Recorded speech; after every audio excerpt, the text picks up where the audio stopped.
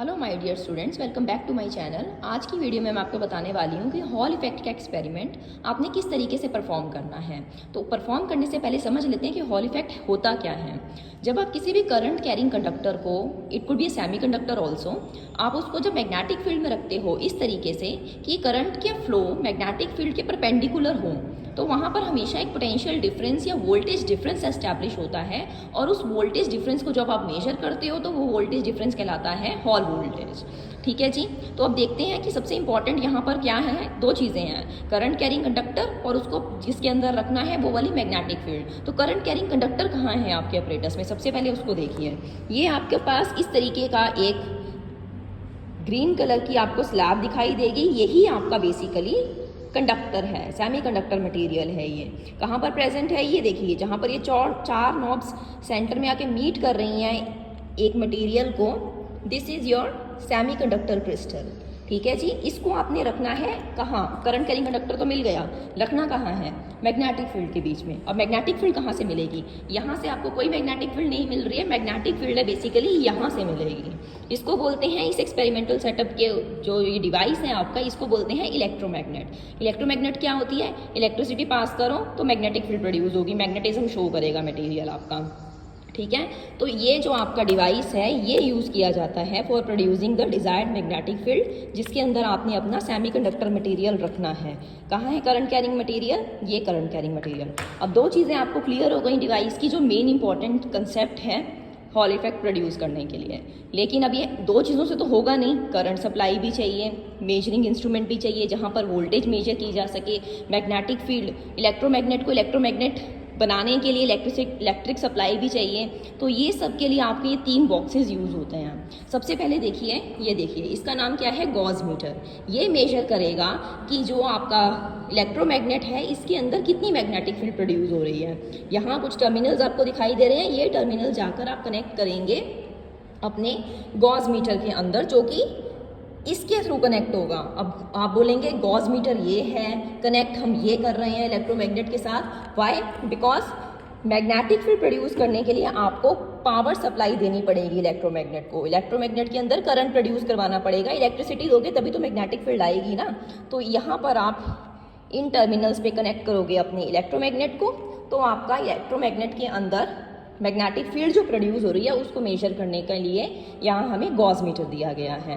अब बचा second box ये वाला, इसके अंदर आप मेजर करोगे कि जो आपका सेमीकंडक्टर मटेरियल है, जो कि मैंने आपको पहले दिखाया था, ये है सेमीकंडक्टर मटेरियल है, इसके अंदर कितना हॉल वोल्टेज प्रोड्यूस हो रहा है प्रोवाइडेड द गिवन करंट आप देंगे और वोल्टेज आप यहाँ से मेजर करेंगे।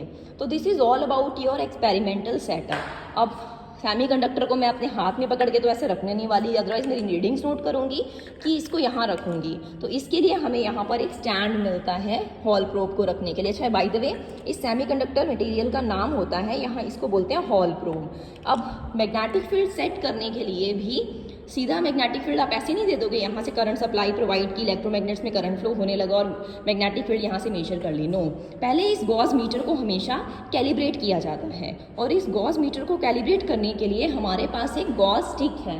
उस गॉस स्टिक से भी मैं आपको रूबरू कराती हूँ। तो चलिए, गॉस स्टिक से किस तरीके से कैलिब्रेशन की जाएगी इस गॉस मीटर की, वो स्टडी करते हैं। This is your Gauss stick.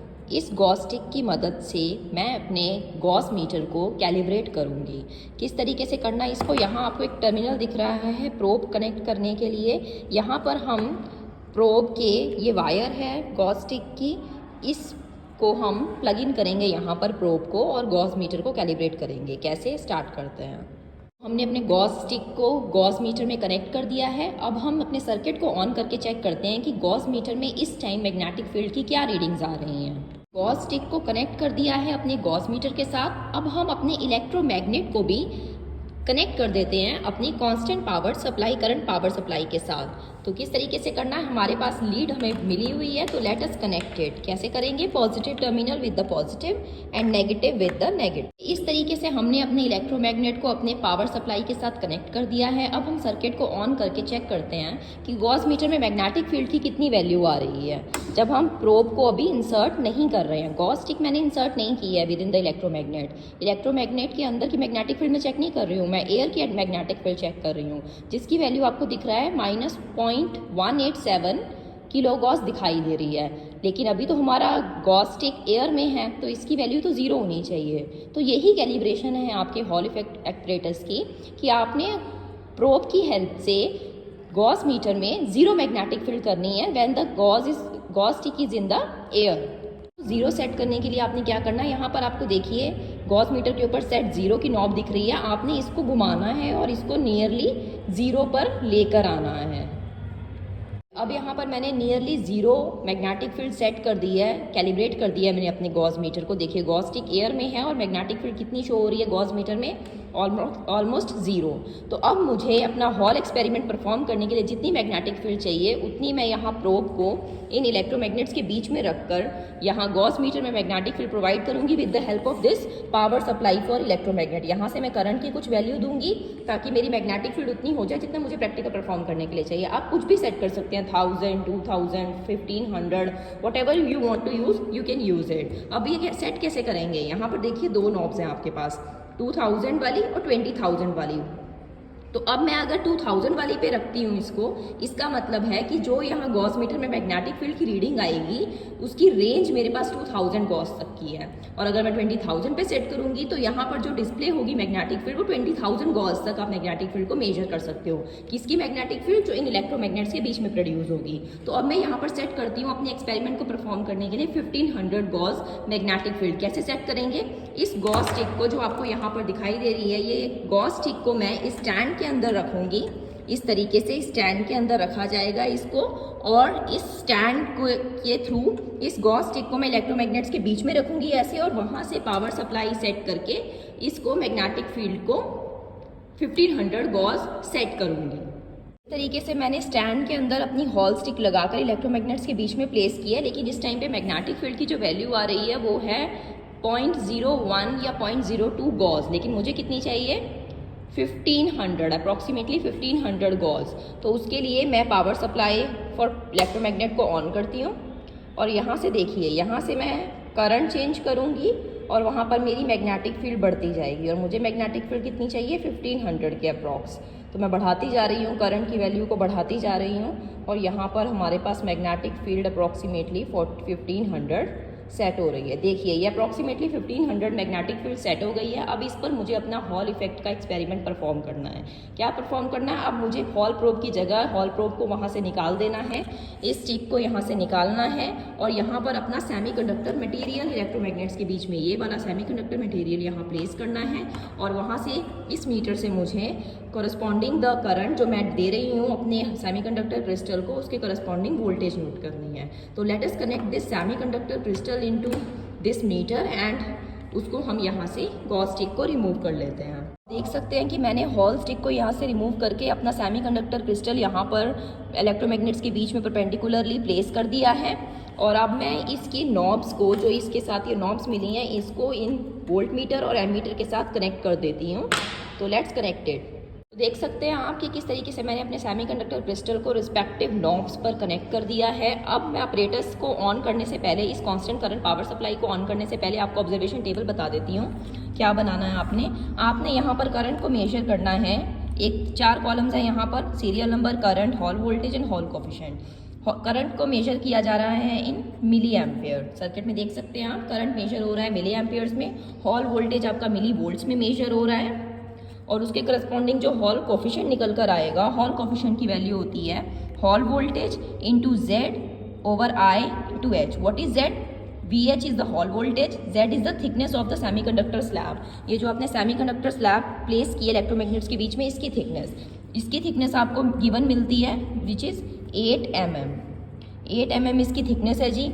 I is the current, जो करस्पॉन्डिंग हॉल वोल्टेज के करस्पॉन्डिंग करंट होगा वो आप I यूज़ करेंगे, और H जो मैग्नेटिक फील्ड आपने सेट की थी विच वॉज 1500 गॉस, जो आपको गॉस मीटर में मिली थी।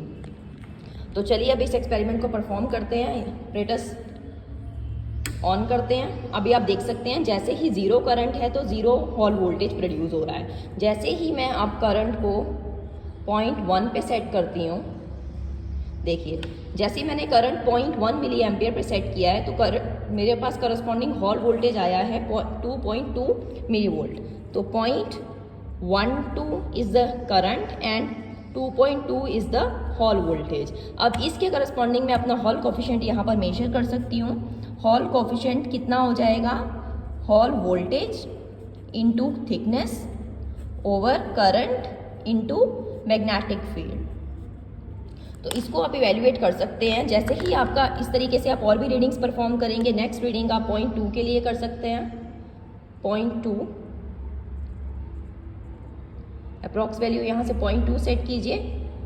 तो जैसे ही 0.2 आप रखते हैं यहाँ पर, जैसे 0.23 के लिए नेक्स्ट रीडिंग आपके पास आ रही है 4.2 मिली वोल्ट। वैसे ही RH इवेल्युएट कर लेंगे आप, तो आप मीन RH निकाल लेंगे। इस तरीके से आप कम से कम 6 रीडिंग्स को परफॉर्म करेंगे और मीन RH निकाल लेंगे। जैसे ही आप RH को फाइंड कर लेते हैं, RH का कैरियर कंसंट्रेशन के साथ रिलेशन है N into E। E is the electronic charge which is 1.6 into 10⁻⁻19 coulomb. N is the carrier density, charge carriers कौन से हैं इसके अंदर, क्या डेंसिटी और कितने नंबर में प्रेजेंट हैं। तो N यहाँ से निकाला जा सकता है 1/RH E करके। तो ये इस तरीके से आप हॉल कोफिशिएंट का एक्सपेरिमेंट, ये हॉल इफेक्ट का एक्सपेरिमेंट परफॉर्म करते हैं। हॉल इफेक्ट में आपने मैग्नेटिक फील्ड की मदद से किसी भी सेमीकंडक्टर क्रिस्टल के अंदर हॉल वोल्टेज जो डेवलप हो रहा है उसको मेजर किया, उसकी हेल्प से आपने हॉल कोफिशिएंट मेजर किया। हॉल कोफिशिएंट निकालने के बाद आपने कैरियर डेंसिटी मेजर की। तो अगर आपको वीडियो बेनिफिशियल लगा हो, हेल्पफुल लगा हो, तो ज़रूर मेरे चैनल को सब्सक्राइब कीजिए, वीडियो को लाइक कीजिए, शेयर कीजिए। Thank you so much.